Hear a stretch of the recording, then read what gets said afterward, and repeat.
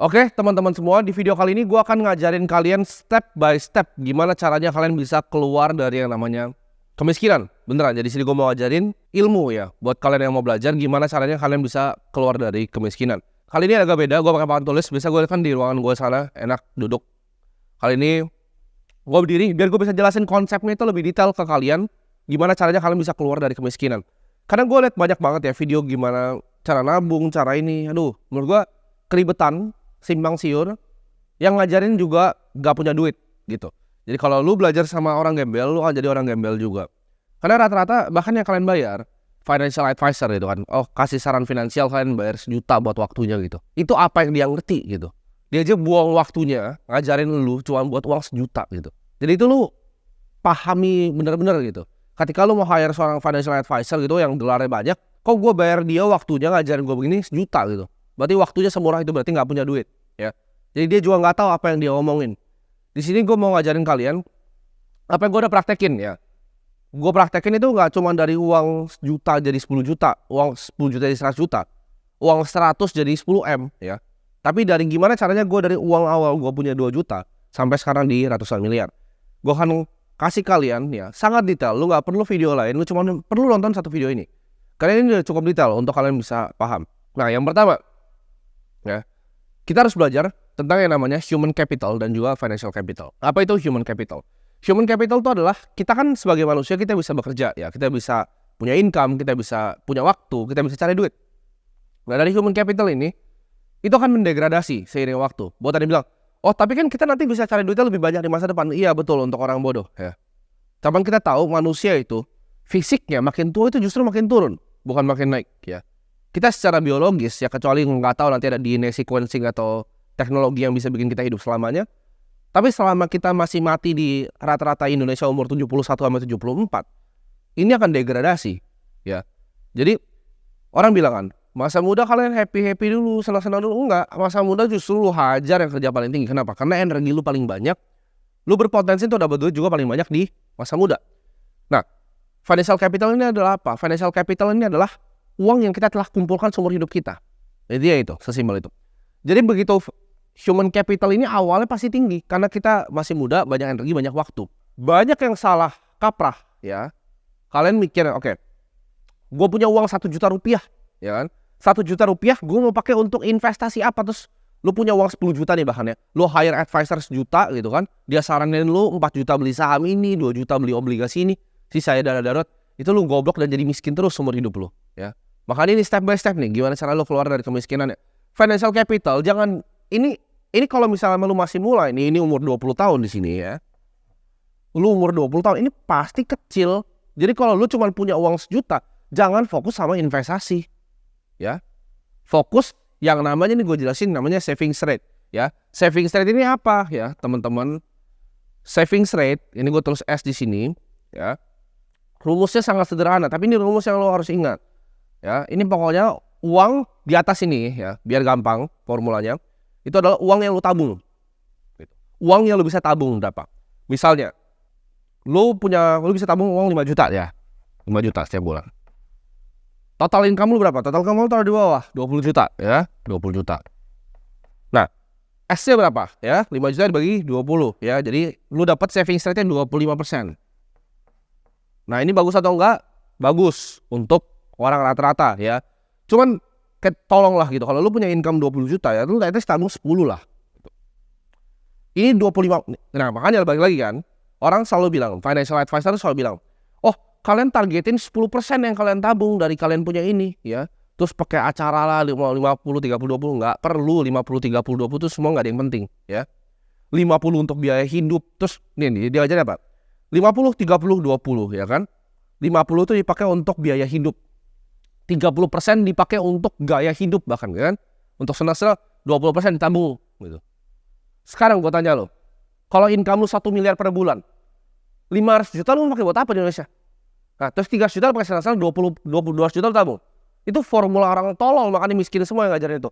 Gak bisa gitu, gak bisa pakai begitu cara mikirnya ya. Kita akan pakai namanya nanti spending cap. Jadi spendingnya yang kita cap. Karena kan ini rumus di atas ini adalah total pendapatan kita dikurang total pengeluaran kita. Dapat kita 5 juta di sini ya. Jadi kalian paham angkanya 25% ini. Ini penting. Kalau orang ngajarinnya 20%, 15%, gue ngajarinnya 80 ya. Ini angkanya, sweet spot nih. Ya, Pareto 80-20. 80%. Bare minimum. Lu kalau mau dengerin omongan gue mau jadi kaya, bare minimum. Kenapa? Karena begitu human capital kita lagi tinggi, kita harus tembak semuanya ke bawah. Biar financial capital kita ketemu ini. Nah, ini rata-rata di Indonesia atau di dunia, itu di angka 65 ketemu. Ketika titik ini ketemu, ya, lu pensiun. Financial capital lu bisa nge-support semua biaya hidup lu. Dan lu gak usah pernah kerja lagi karena human capital lu nih di umur 74 nih mati nih, degradasi di sini. Lu udah koit gitu. Ini cepat-cepat naikin ke 80%. Mumpung lu masih bisa kerja, mumpung lu masih bisa bikin duit. Jadi, kalau misalnya uang lu 10 juta, yang lu investasikan berapa? 8 juta. Terus, oh tapi gue biaya hidup ini, lu kebanyakan gaya. Ya, gue kasih tau lu kebanyakan gaya. Gue masih naik ya mobil Ford Fiesta. Rekening gue isinya miliaran, bos. Ya. Orang kayak anak-anak seumuran gue itu umur 18 tahun, ya 19 tahun. Itu pasti udah aneh-aneh langsung ganti. Ya. Gue bahkan beli Audi aja mobil gue itu di saat aset gue udah berlebih, ya. Bahkan di saat aset gue udah hampir puluhan miliar, gue baru beli Porsche Cayman gitu. Jadi gue nggak tiba-tiba langsung beli barang. Ya. Mungkin banyak yang kira gue spendingnya banyak. Kenapa? Karena gue udah nyampe di sini, bos. Setelah gue mau spending apa juga uang gue udah nggak bisa habis gitu.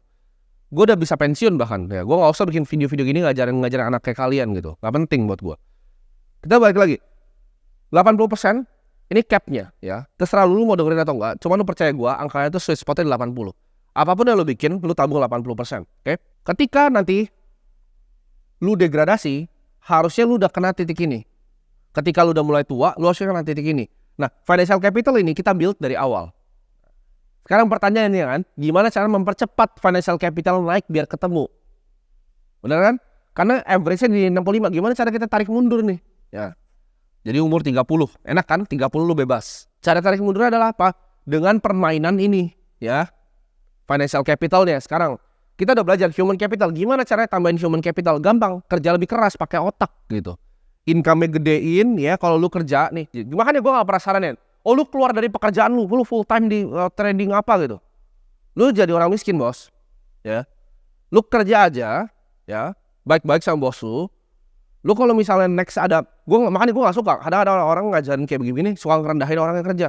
Gitu. Gak ada salahnya jadi orang yang kerja ya. Malah kerja itu jadi lu punya bantalan. Lu kerja, ya kan lu kerja yang bener. Lu cari side hustle. Lu jualan barang kayak, lu bikin apa kayak di samping ya. Jangan samain financial capital sebagai human capital. Ini orang banyak yang tolol gitu. Ya, ini dua hal berbeda. Human capital lu pisahin, financial capital lu pisahin. Nah sekarang gimana cara kita grow financial capital? Karena human capital lu cari udah banyak lah. Itu intinya satu. Kalau human capital itu cuma satu. Kata-katanya skill nih. Nah dah. Lu miskin, lu gak punya skill. Ya lu gak penting berarti. Lu mau naikin level misalnya duit lu, ya lu naikin levelnya. Misalnya di sini ada kamera itu kan. Lu mau naikin level lu, ya naikin skill videografinya. Gitu kan. Simple. Hidup itu cuma skill. Literal cuma skill. Ya. Makin tinggi skill lu, ya lu makin besar dapat uang. Nah kalau financial capital ini orang yang banyak buyar. Ya kan. Disuruh tabung dana darurat dulu. Disuruh beli asuransi dan lain-lain. Ya. Nanti itu gue bisa buka panjang dan lebar ya tentang itu semua, teman, bukan di video ini. Tapi nanti gue akan sharing. Ada beberapa jebakan yang akan bikin kalian gak akan grow ini ya. Karena jadi kalau kalian pernah cari-cari ya ada di salah satu materi CFA level 3, yaitu ada konsep yang namanya single concentrated asset class position. Artinya apa? Satu posisi yang sangat terkonsentrasi. Jadi kalau lu mau bikin kekayaan, lu boleh diversifikasi. Jadi orang banyak yang salah nih. Mereka diversifikasi pas masih 10 juta gitu. 5 juta ditaruh di saham, ya kan? 2 juta ditaruh misalnya di Bitcoin, 3 juta ditaruh di reksadana pasar uang. Duit lu 10 juta, bos. Apa yang lu mau diversifikasi? Itu hilang semua juga, lu cari besok bisa gitu. Lu coba pikir pakai otak deh. Lu apa yang lu mau diversifikasi uang lu cuma 10 juta, 100 juta. Apa yang lu mau diversifikasi? Itu hilang juga masuk got juga gue gak tahu gitu uang 100 juta. Jadi gak ada yang perlu diversifikasi di uang 100 juta. Kalau uang lu sini 1 triliun ya silahkan. Nah, lu mau bikin apa kayak lu mau bikin restoran kayak lu mau bikin tempat biliar, itu suka-suka lu gitu. Cuman kalau misalnya uang lu masih di sini, nggak ada gunanya diversifikasi. Single concentrated asset class position. Nah, aset class kita bahas aja nih. Anggap yang ini expected risk, ini potensi returnnya. Ini resikonya deh makin besar, ini return makin besar. Makin muda umur lo, ya, makin muda umur lo mainnya di mana? Ini cash, bonds, properti, saham, kripto, main di mana? Ayo, pikir coba, main di mana? Ini resiko, ekspektasi resiko, potensi return. Gue udah bilang, harga untuk jadi kaya, ya, harga untuk jadi kaya adalah berani mengambil resiko. Jadi, mentok dong.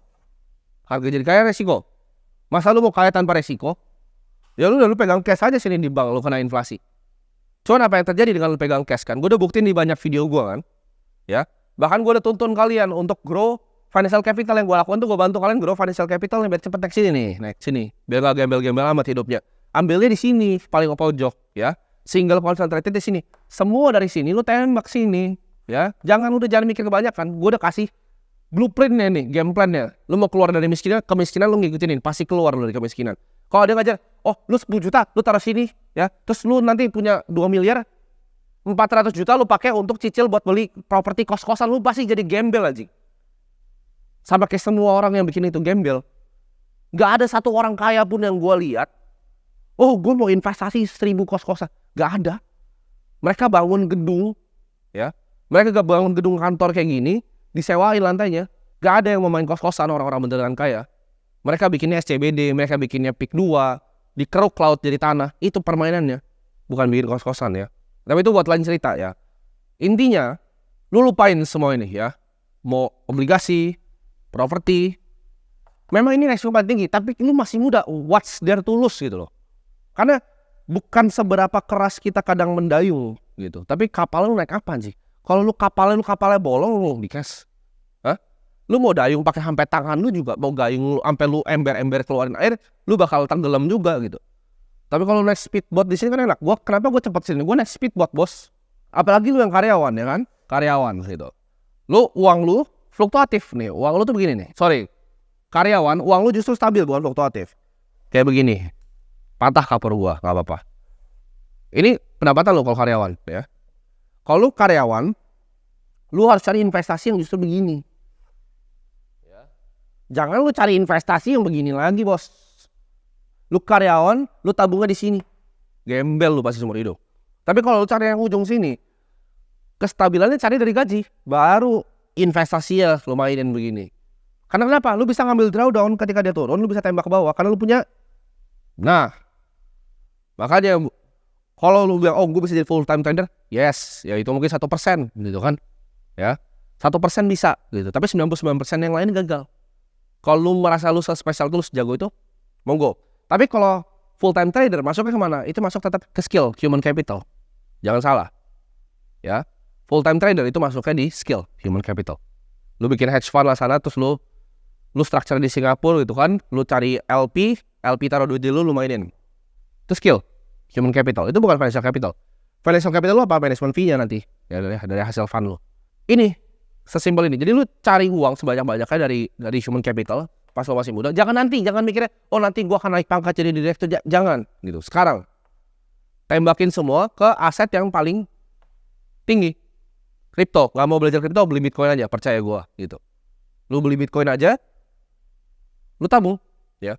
Berapapun pendapatan lu dikurang pengeluaran lu, 80% wajib lu tabung ya. Sesimpel itu. Lu grow terus HC-nya 80% lu tabung, lu tembakin ke bawah ya. Lu masukin ke kripto. Itu cara lu keluar dari kemiskinan dalam waktu 5 sampai 10 tahun. Lu save video ini, lu enggak usah dengerin yang lain financial advisor, enggak ada yang punya duit ya. Enggak usah dengerin yang lain. Tonton satu video ini. Simple, ini gue jelasin bener-bener kayak gue ngejelasin anak SD gitu. Tadi sebelumnya sebenarnya gue bikin video yang kayak gini, cuman gue banyak pakai yang lebih ribet gitu. Ya, gue baru ingat ini, kalian beta aja nggak ngerti gitu. Jadi gue cari yang paling sederhana ya. Gue cari gimana caranya gue bisa gambarin paling sederhana untuk kalian. Jadi semoga bermanfaat videonya, semoga kalian bisa keluar dari kemiskinan.